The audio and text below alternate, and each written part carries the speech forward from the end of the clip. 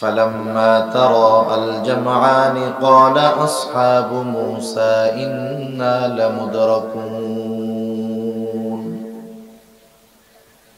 আল্লাহ তাআলা বলেন, যখন একদল অপর দলকে দেখতে পাইল, قال أصحاب موسى إنا لمدركون, মুসা আলাইহিস সালামের সাথীরা বলতেছে, মুসা আমরা তো ধরা পড়ে গিয়েছি, আর বাঁচার কোনো উপায় নাই। মুসা আলাইহিস সালাতু ওয়াস সালামের উম্মতেরা প্রচন্ড হতাশ, বলে মুসা এতকাল তো বেঁচে ছিলাম, আজকে আর বাঁচার কোনো উপায় নাই, ধরা পড়েই গিয়েছি। মুসা আলাইহিস সালাতু ওয়াস সালাম হলেন বনি ইসরাইলীদের নেতা। নেতার কাজ হলো, যখন তার কর্মীরা মানসিকভাবে দুর্বল হয়ে যায়, ভীত সন্ত্রস্ত হয়ে যায়, নেতা তার বক্তব্যের মাধ্যমে ঝিমিয়ে পড়া কর্মীদের মাঝে প্রাণ ফিরিয়ে আনে। মুসা আলাইহিস সালাম বনি ইসরাইলদের নেতা। যখন তারা বলতেছে মুসা আমরা ধরা পড়ে গিয়েছি, মুসা আলাইহিস সালাতু ওয়াস সালাম তাদের এই কথার বিপরীতে বক্তব্য দিচ্ছেন দাঁড়ায়া। ছোট্ট একটা বক্তব্য মুসা আলাইহিস সালাম দিয়েছেন, কিন্তু এই বক্তব্যটা এত অর্থবহুল যে বনি ইসরাইলদের মনে আগত অনাগত সম্ভবত সব ধরনের জবাব ওই ছোট বক্তব্যের মধ্যে পাওয়া যায়। ওরা বলছে ইন্না লামুদরাকুন, আমরা ধরা পড়ে গিয়েছি। আর মুসা আলাইহিস সালাম দাঁড়িয়ে বলতেছেন কাল্লা ইন্না মাইয়া রাব্বি সায়াহদিন। ওরা বলছে মুসা ধরা পড়ে গিয়েছি। মুসা আলাইহিস সালাম বললেন কাল্লা, কখনোই ধরা পড়ব না, এখনো ধরা পড়ব না, পরবর্তীতেও কখনো ফেরাউন আমাদের ধরা করতে পারবে না। বনি ইসরাইলেরা প্রশ্ন করতে পারতো, মুসা আপনি কেমন করে এমন কথা বলেন? আমাদের একদিকে সমুদ্র, তিন দিকে ফেরাউন তার বাহিনী নিয়ে ঘিরে ধরছে, আমরা যে ফেরাউনের সাথে যুদ্ধ করব, আমাদের অস্ত্র নাই, কিচ্ছু নাই, সমুদ্র পাড়ি দেওয়ার জন্য কোনো ব্যবস্থা নাই। এই প্রশ্ন করার আগেই মুসা আলাইহিস সালাম কেমন যেন জবাব দিয়ে বলেন, শোনো, ফেরাউনের কাছে লক্ষ লক্ষ সৈন্য থাকতে পারে, সমরাস্ত্র থাকতে পারে, আমাদের কাছে হয়তো ওগুলো নাই, কিন্তু ইন্না মাইয়া রাব্বি, আমার সাথে আমার রব আছে। রব যদি সাথে থাকে, দুনিয়ার সব যদি বিপক্ষে চলে যায়, জোরে বলেন কোন চিন্তা আছে নাকি? রাসূলুল্লাহ সাল্লাল্লাহু আলাইহি ওয়াসাল্লাম হিজরতের সফর শুরু করেছেন। মক্কা থেকে মদিনা হলো উত্তর দিকে, কৌশলগত কারণে সফর শুরু করেছেন দক্ষিণ দিকে। প্রায় 3.5-4 কিলোমিটারের বেশি হবে দক্ষিণ দিকে চলে গেছেন। সাওর পর্বত, ওই পাহাড়ের একটা গর্তের মধ্যে 3 দিন নবীজি আত্মগোপনে ছিলেন। কাফেররা এতটা চতুর ছিল, ওরা খুঁজতে খুঁজতে ঠিকই দক্ষিণ দিকে ওই সাওর পর্বতের গর্তের একেবারে কাছে গিয়ে হাজির। আবু বকর রাদিয়াল্লাহু তাআলা আনহু বলেন, কাফেররা আমাদের এত কাছে চলে আসছে, আমি সকলের গলার আওয়াজ শুনতেছি, চিনতেছি, কে কি বলে সব আমি বুঝতেছি, শুনতেছি। তারা আমাদের দুইজনকে খুঁজতেছিল, তারা আমাদেরকে খুঁজতেছিল। আমাদেরকে পাওয়ার জন্য তাদের বেশি দূরে যাওয়া লাগতো না, তারা যদি শুধু তাদের নিজেদের পায়ের দিকে তাকাইতো, আমাকে আর রাসূলুল্লাহ সাল্লাল্লাহু আলাইহি ওয়াসাল্লামকে দেখে ফেলতে পারতো। এত কাছে, যদি শুধু তাদের নিজেদের পায়ের দিকে তাকায় আমাদেরকে দেখে ফেলতে পারবে। এই অবস্থার মধ্যে আবু বকর সিদ্দিক রাদিয়াল্লাহু তাআলা আনহুর অবস্থা কি? ওনার চেহারায় ভয় এবং চিন্তার ছাপ। আবু বকর তো খাঁটি আশিকে রাসূল। এই আবু বকরকে যদি 100 বার জীবন দেওয়া হতো, যদি বলা হতো আবু বকর এই 100 জীবন তুমি নবীর জন্য কোরবান করবা, আবু বকর এমন আশিকে রাসূল, ওই 100 জীবন 100 বার নবীর জন্য কোরবান করতে পারত। নবীজি দেখলেন আবু বকরের চেহারায় চিন্তার ছাপ, ভয়ের ছাপ, নিজের জন্য নয় নবীজির জন্য। ওই মুহূর্তে নবীজি আবু বকর সিদ্দিক রাদিয়াল্লাহু তাআলা আনহুকে কি বললেন? ওইখানে তো ওই দুইজন ছাড়া আর কেউ ছিল না, কিন্তু কি বলেছে দুনিয়ার কেউ ঠিকই শুনে নাই, কিন্তু ওই দুইজনের কথোপকথন যিনি শুনেছেন তিনি কে? আল্লাহ তাআলা কোরআনুল কারীমের সূরা তাওবার মধ্যে বলেন, ইয হুমা ফিল গারি ইয ইয়াকুলু লিসাহিবিহি লা তাহজান ইন্নাল্লাহা মা'ানা। নবীজি কেমন যেন বলতেছেন, ও আবু বকর, শত্রু যত কাছে হোক না কেন তুমি চিন্তা করো না। ও আবু বকর, তুমি ভয় পেও না। এই গর্তে শুধু তুমি আর আমি দুইজন এমনটা নয়, ইন্নাল্লাহা মা'ানা, আমাদের দুইজনের সাথে যিনি আছেন তিনি কে? আমাদের সাথে আল্লাহ আছে। তাহলে শত্রু যত কাছে হোক ভয় পাওয়ার কোনো কারণ আছে? মুসা আলাইহিস সালাম বলতেছে, আরে ওদের অস্ত্র যা থাকে থাক, ওদের সাথে যা থাকে থাক, আমাদের সাথে তো আল্লাহ আছে, আমার সাথে রব আছে, কোনো টেনশন নাই। রব আছে তো রব কি করবেন? বলে সায়াহদিন, তিনি আমাদেরকে এখনই পথ দেখায়া দিবেন। আল্লাহ তাআলা বলেন, আমি মুসা আলাইহিস সালামকে পথ দেখায়া দিলাম। আল্লাহ তাআলা বলেন, ফাআউহাইনা ইলা মুসা আন ইযরিব বিআসাকাল বাহর ফানফালাকা ফাকানা কুল্লু ফিরকিন কাত-তাউদিল আযীম। আল্লাহ তাআলা বলেন, আমি মুসা আলাইহিস সালামের কাছে প্রত্যাদেশ প্রেরণ করলাম, ওহী পাঠাইলাম। কি আদেশ? যে মুসা, আপনি আপনার হাতের লাঠিটা দিয়ে সাগরের উপরে আঘাত করেন। আনি দরিব বিআসাকাল বাহর। মুসা আলাইহিস সালাম জিজ্ঞাসা করেন নাই, আল্লাহ বাড়ি মারমু কেন? সাগরে লাঠি দিয়া বাড়ি মারলে কি হবে? বান্দার কাজ হইল আল্লাহ আদেশ করছে ওইটা পালন করা। কি হবে, কেন হবে, ও সব প্রশ্ন করার টাইম প্রকৃত মুমিন বান্দার নাই, ঠিক কিনা বলেন?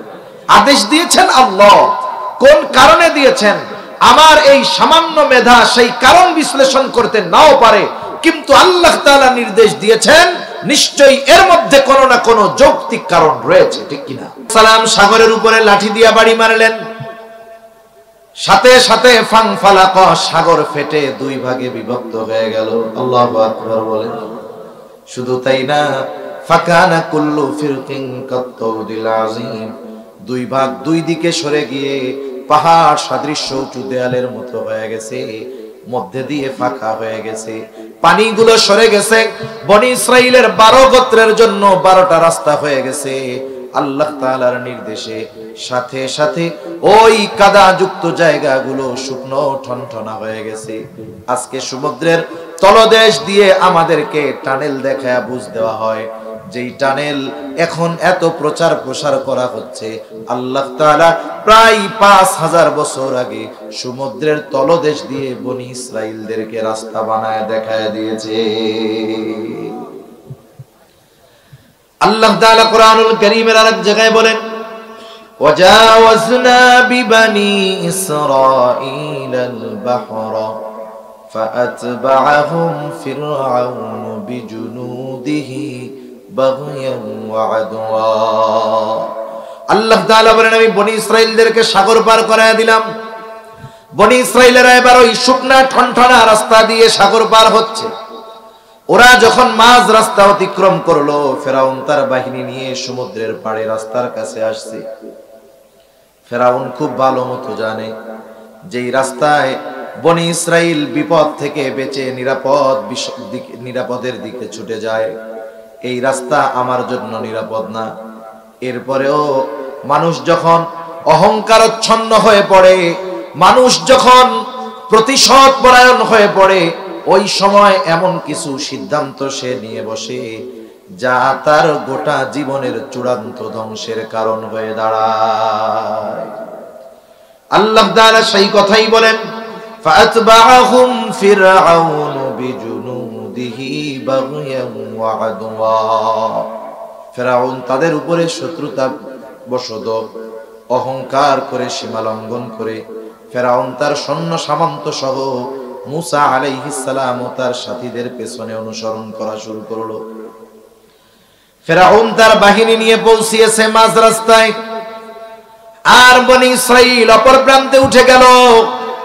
বলেন তো, রাস্তা যাদের জন্য বানানো হয়েছে তাদের ব্যবহার শেষ, এখন আর রাস্তার কোনো দরকার আছে নাকি? একটু জোরে বলেন না, আছে নাকি? আর রাস্তার কোনো দরকার নাই। আল্লাহ তাআলা এবার পানিকে নির্দেশ দিলেন, পানি তুমি আগের অবস্থায় ফিরে যাও। আল্লাহ তাআলা হলেন এমন এক মহান সত্তা, তিনি যখন কিছু করতে চান শুধু বলেন হও, সেটা তৎক্ষণাৎ হয়ে যায়। আল্লাহ তাআলা বলেন, ইন্নামা আমরুহু ইযা আরাদা শাইআন আন ইয়াকুলা লাহু কুন ফায়াকুন। যখন ফেরাউন আর তার বাহিনীর উপরে দুই দিকের পানি একসাথে পড়ছে, একটাও সমুদ্রের নিচে থেকে উপরে আসতে পারে নাই, আল্লাহ তাআলা জিবরাইল আলাইহিস সালামকে পাঠিয়ে দিলেন। ফেরাউনকে এক টান দিয়ে সমুদ্রের তলদেশ থেকে উপরে নিয়ে আসা হলো। এইবার চুবনি চলতেছে, চুবনি। ফেরাউন বুঝতে পারছে এতকাল আল্লাহ তাআলা ছাড় দিয়েছে, এইবার আর ছেড়ে দিবেন না। কারণ আল্লাহ তাআলা জালেমদেরকে সহজে ধরেন না, যখন আল্লাহ ধরেন তখন কিন্তু আর ছাড়েন না।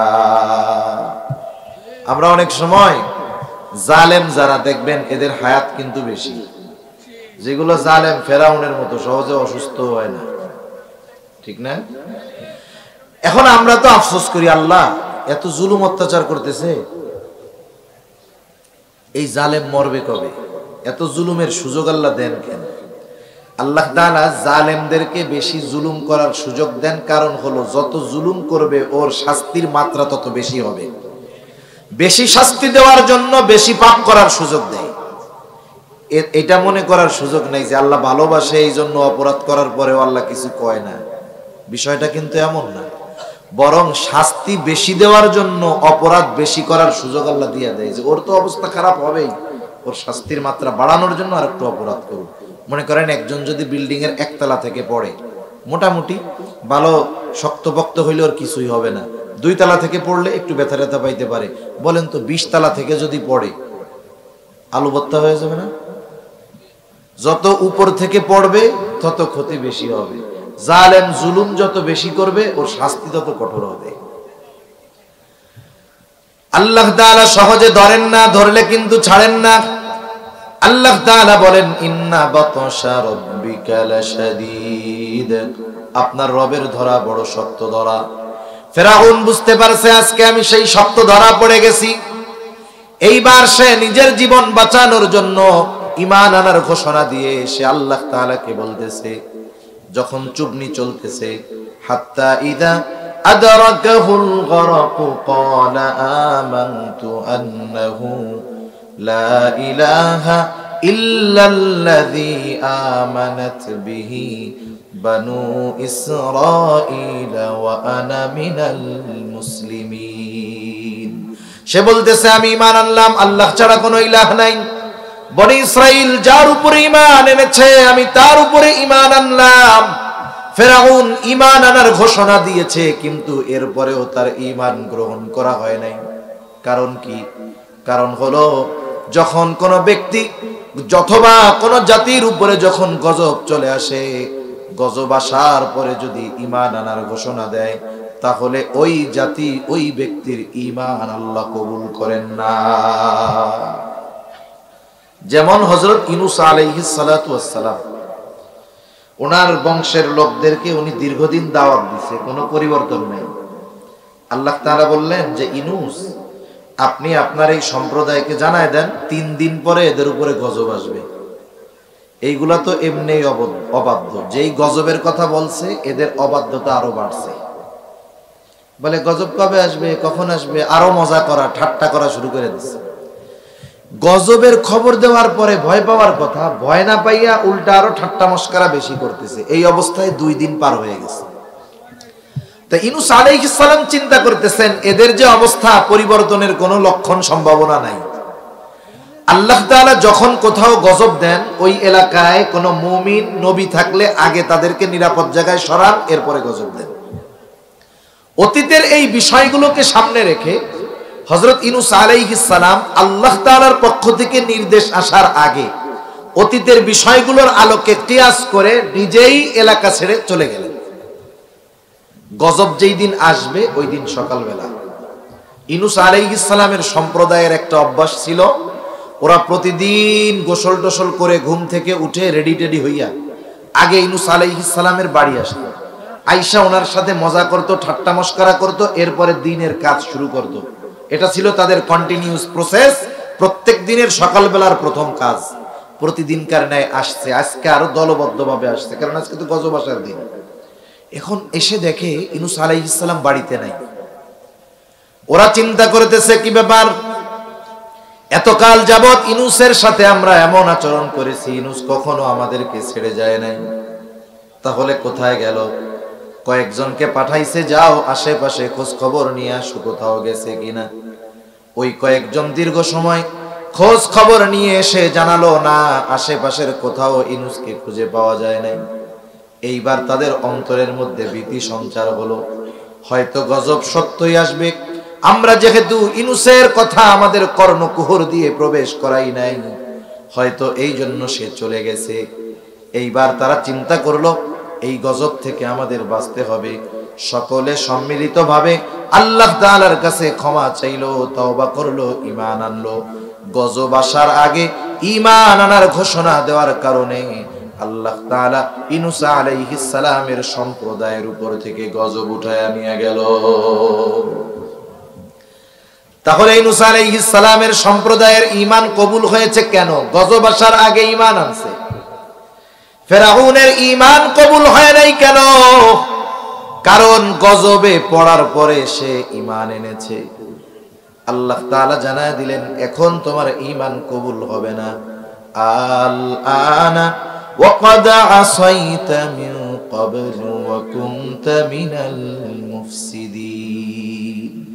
আল্লাহ তাআলা বলেন, এখন ঈমান আনতেছো, এখন ইতিপূর্বে তুমি জমিনের মধ্যে বিশৃঙ্খলা সৃষ্টি করেছো, তোমাকে তো মরতেই হবে। তবে তুমি শুনে নাও, ফালইয়াউমা নুনাজ্জিকা বিবাদানিকা লিতাকুনা লিমান খালফাকা আয়া ওয়া ইন্না কাসীরাম মিনান নাসি আন আয়াতিনা লাগাফিলুন।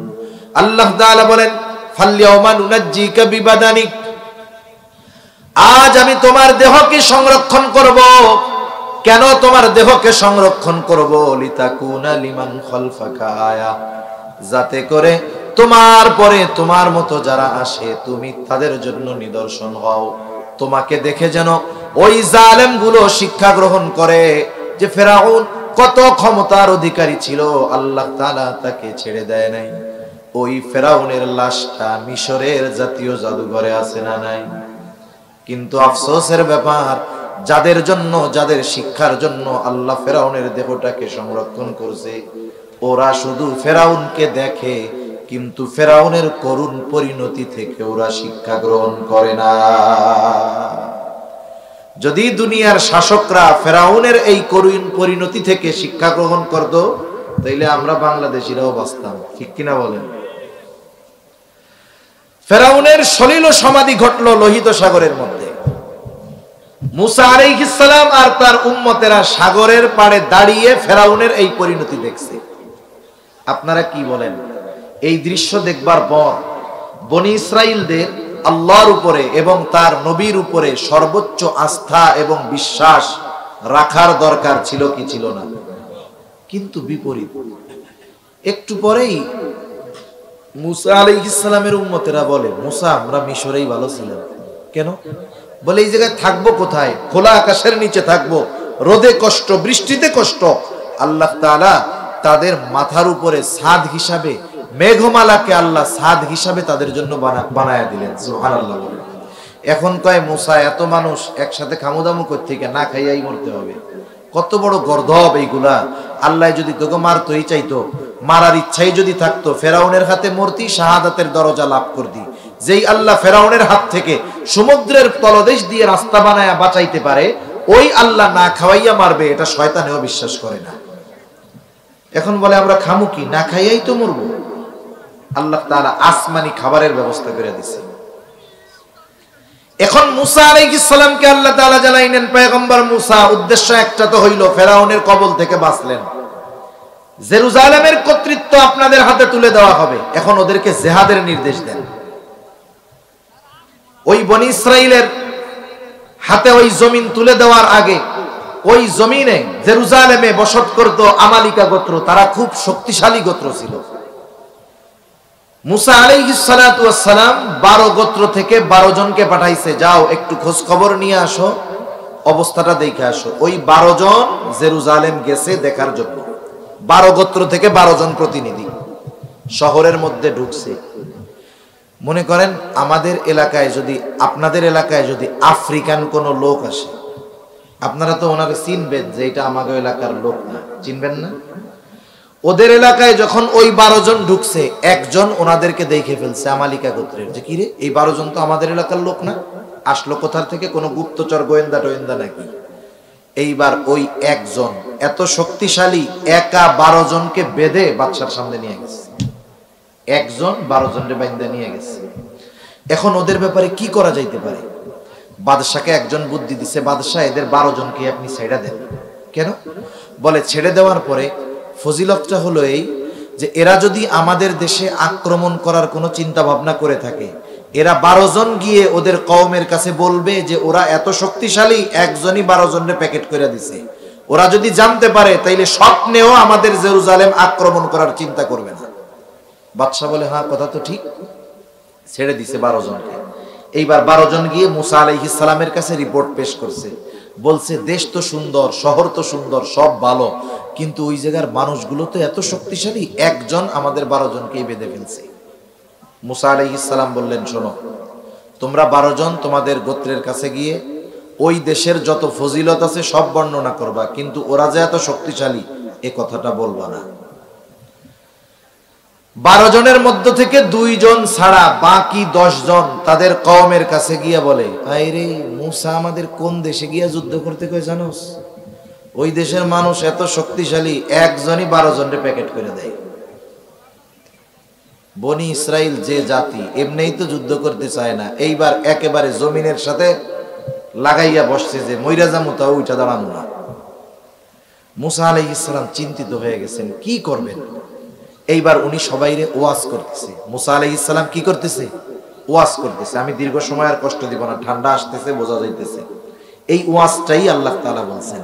মুসা আলাইহিস সালাম কি বলতেছে?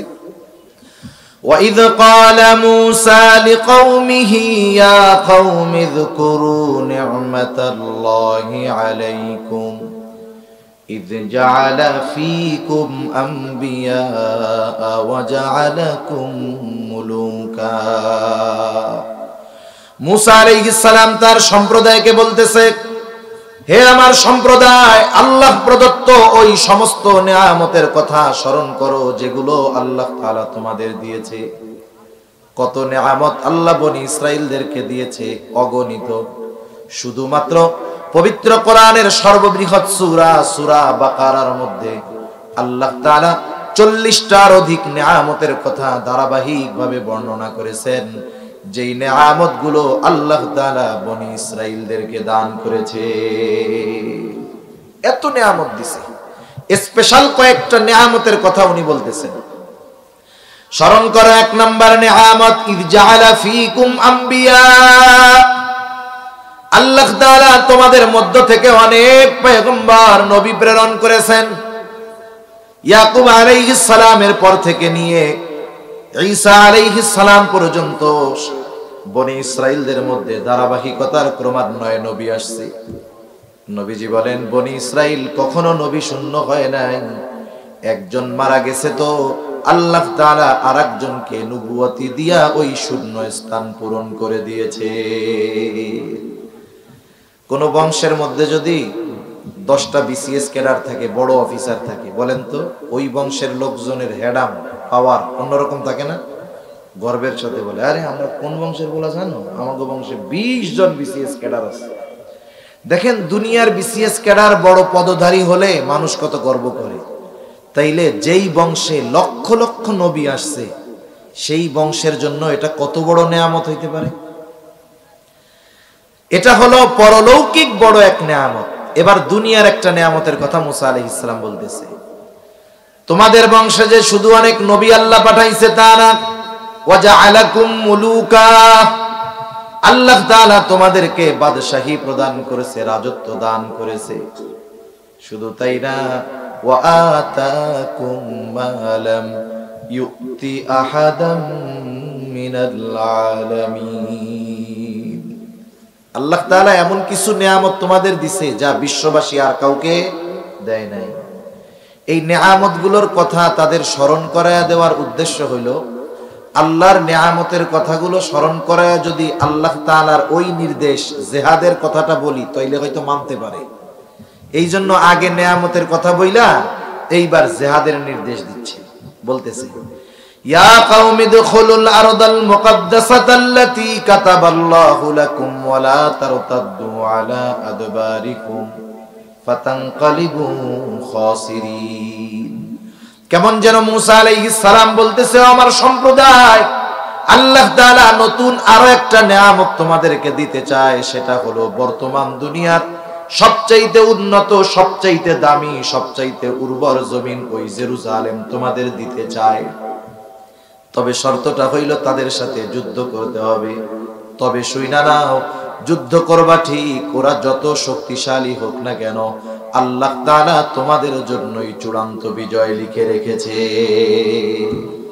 এই জন্য মুসা আলাইহিস সালাম বলতেছে, হে আমার সম্প্রদায়, তোমরা ওই পবিত্র জমিনের মধ্যে প্রবেশ করো, আল্লাতী কাতাবাল্লাহু লাকুম, যেই জমিনের মালিকানা আল্লাহ তোমাদের জন্য লিখে দিয়েছে, তোমরা সেই জমিনের মধ্যে ঢুকে পড়ো।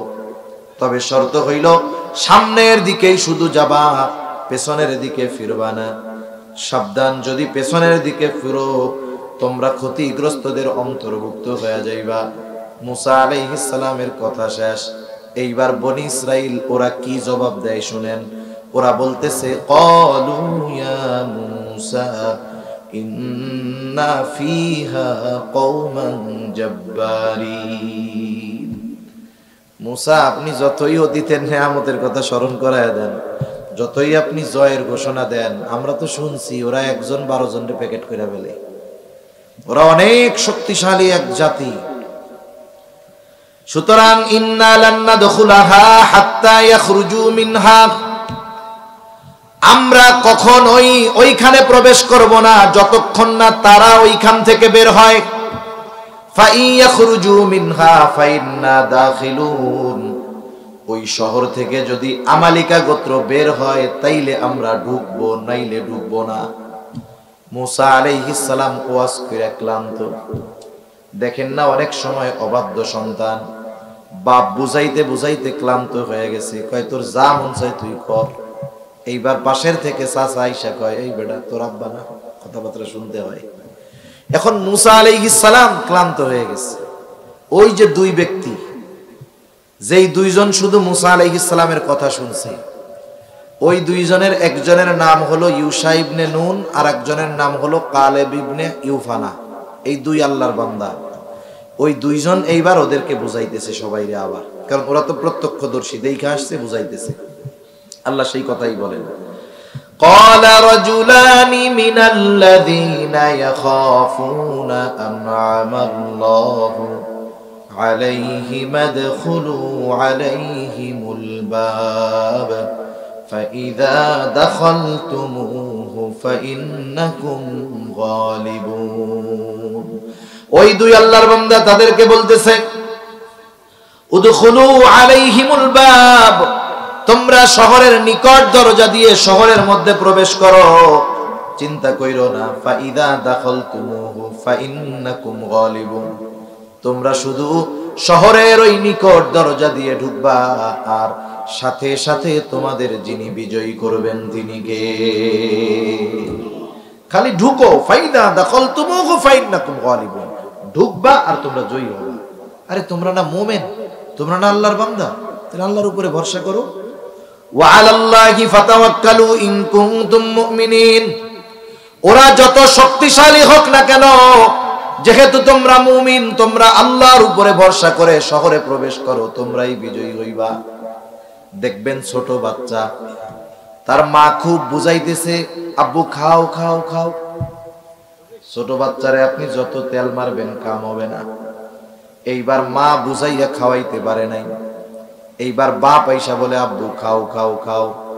বলেন তো, মা বুঝায় খাইতে পারলো না, এরপরে বাপ যদি আইসা তেল মারে, ওই বাচ্চা আরো সোজা হবে না বাঁকা হবে? মনে মনে বলবে আমার মা আমারে খাওয়াইতে পারে নাই, আব্বা আপনি খাওয়াবেন। তা বনি ইসরাইলের অবস্থা হলো এরকম। আরে মিয়া তোমরা কোত্থেকে আইছো? নবী আমাকে বুঝাইয়া পারেন নাই, তোমরা আমাকে বুঝাইবা? এইবার আরো কঠোর কথা বলতেছে। কি বলে? قالوا يا موسى إنا لن ندخلها أبدا ما داموا فيها। বলতেছে মুসা, ওরা ওইখানে যতক্ষণ আছে আমরা কখনোই ওইখানে প্রবেশ করব না। ও মুসা, আমরা তো প্রবেশ করবই না। যেহেতু প্রবেশ করব না, যুদ্ধ করার তো প্রশ্নই আসে না। এখন যদি তাদের সাথে যুদ্ধ করতে হয়, মুসা ফাযহাব আনতা ওয়া রাব্বুকা ফাকাতিলা ইন্না হাহুনা কাঈদুন। তোমরা আমাদেরকে যতই বুঝাও আমরা যুদ্ধ করব না মুসা। যুদ্ধ যদি করতে হয়, ফাযহাব আনতা ওয়া রাব্বুকা ফাকাতিলা, ও মুসা তুমি আর তোমার রব গিয়ে যুদ্ধ করো, আমরা এখানে বসলাম, আমরা যুদ্ধ করতে পারবো না।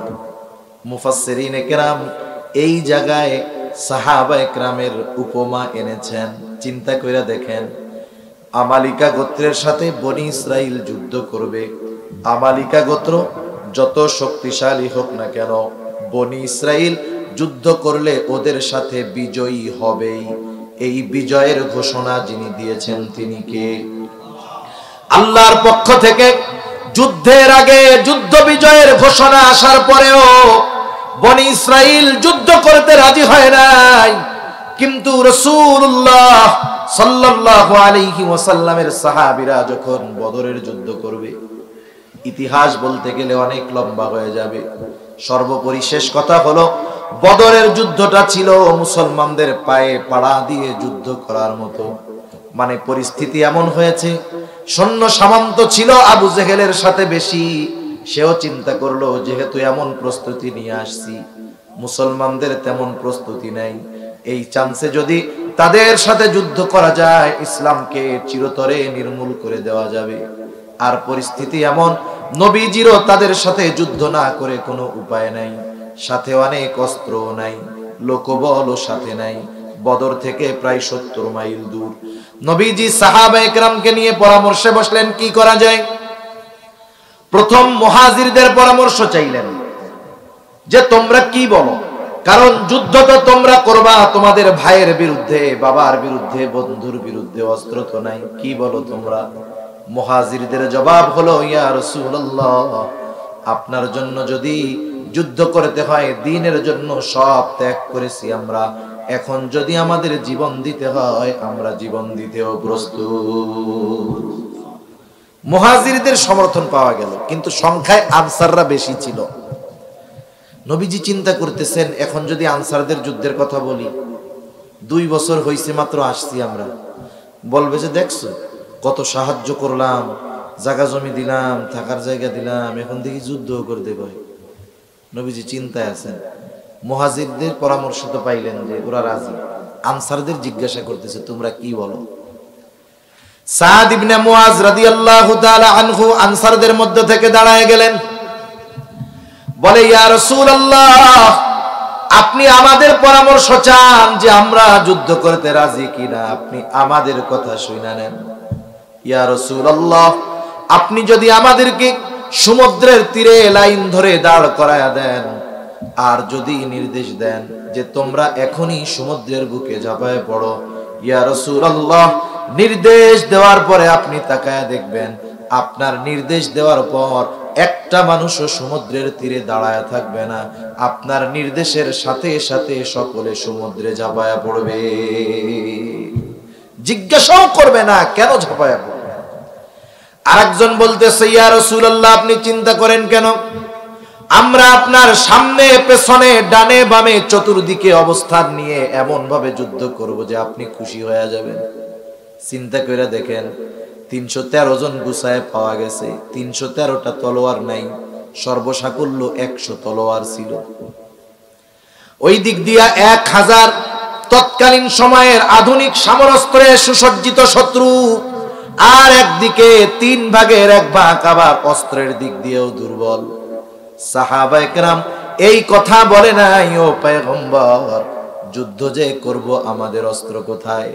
ওরা জানে ওরা আমাদের চাইতে অস্ত্রের দিক দিয়ে সবল হতে পারে, কিন্তু সাহাবায়ে কেরামের নবীর প্রতি এমন মহব্বত, আল্লাহর প্রতি এমন আস্থা ছিল, নবীজি পরামর্শের জন্য তারা রাজি হয়ে গেল। ওই সময় রোজার মাস, প্রচন্ড গরম, রোজা রেখে অস্ত্রবিহীন 313 জন সাহাবী কাফেরদের বিরুদ্ধে ঝাঁপায়ে পড়েছে। হয়তো তাদের অস্ত্র ছিল না, লোকবল ছিল না, কিন্তু এমন এক ঈমান ছিল, যেই ঈমানের এমন পাওয়ার ছিল, ওই সময় যদি 1000 নয় 10,000 সশস্ত্র কাফেরও যদি মুমিনদের সামনে আসতো, ওই 313 জনের সাথে জয়ী হতে পারতো না। আল্লাহ ওদেরকে বিজয়ের ঘোষণা দিছে, এরপরেও যুদ্ধে যায় নাই, আর এদের অস্ত্র নাই, নবী বলার সাথে সাথে জীবন দিতে তৈরি হয়ে গেছে। এজন্যই তো তাওরাতের মধ্যেও আল্লাহ তাআলা নবীজির সাহাবীদের প্রশংসা করছেন, স্বয়ং আল্লাহ। সুবহানাল্লাহ বলবেন না?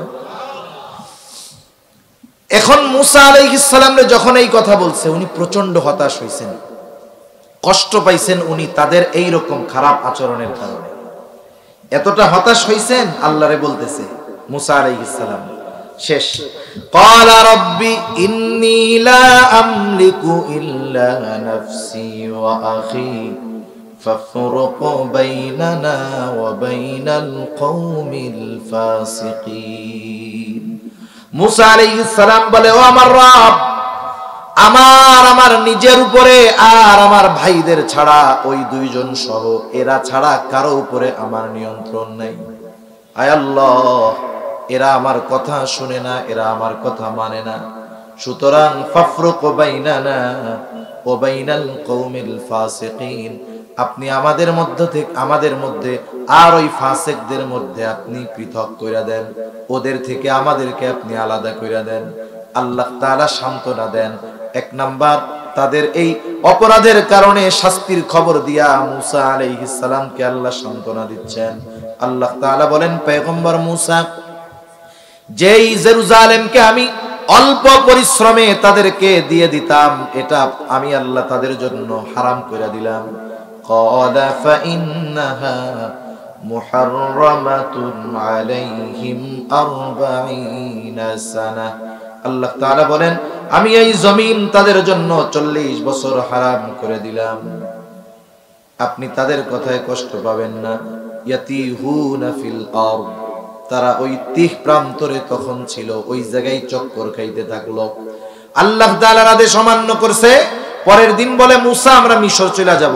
সকালবেলায় মিশরের উদ্দেশ্যে হাঁটা শুরু করে, ওইখান থেকে 30 প্রান্তর থেকে হাঁটা শুরু করে কোন দিকে? মিশরের দিকে। 30 প্রান্তর থেকে মিশরের দিকে হাঁটে, সারাদিন হাঁটে। হাঁটতে হাঁটতে হাঁটতে হাঁটতে যখন সন্ধ্যা হয়, সন্ধ্যার সময় আইসা দেখে সকালে যেই জায়গায় হাঁটা শুরু করছে সেই জায়গায় আইসা হাজির।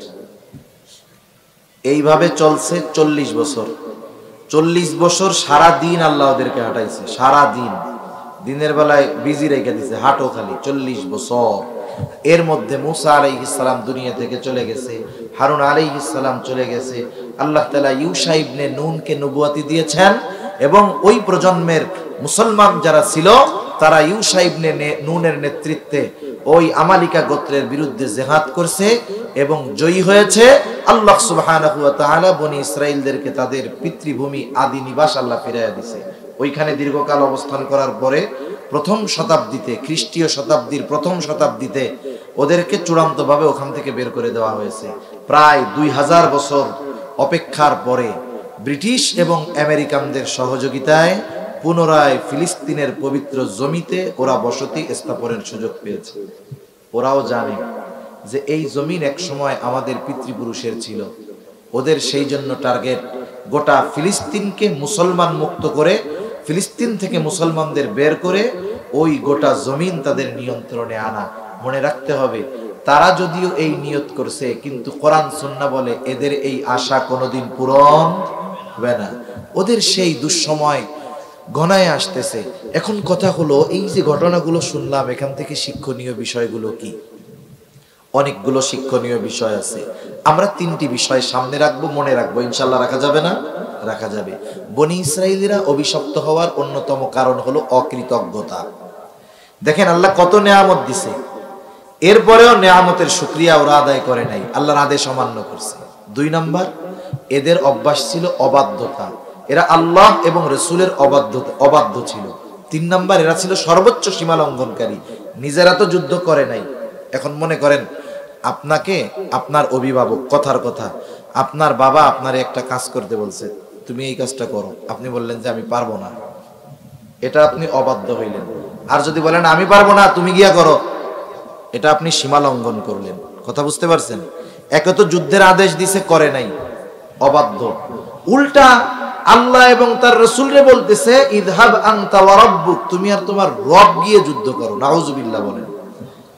এরা ছিল অকৃতজ্ঞ, অবাধ্য, সীমা লঙ্ঘনকারী। আরো অনেক কারণ আছে, শুধু এই 3টা বললাম। আমরা সর্বোচ্চ কৃতজ্ঞ বান্দা হব, যেই হালতে থাকি না কেন শুকরিয়া আদায় করব কার? আল্লাহ তাআলার। দুনিয়ার যেখানেই থাকি না কেন আদেশ মান্য করব কার? খবরদার, দ্বীনের ব্যাপারে কখনো সীমা লঙ্ঘনকারী আমরা হব না। আল্লাহ সুবহানাহু ওয়া তাআলা আমাদের সবাই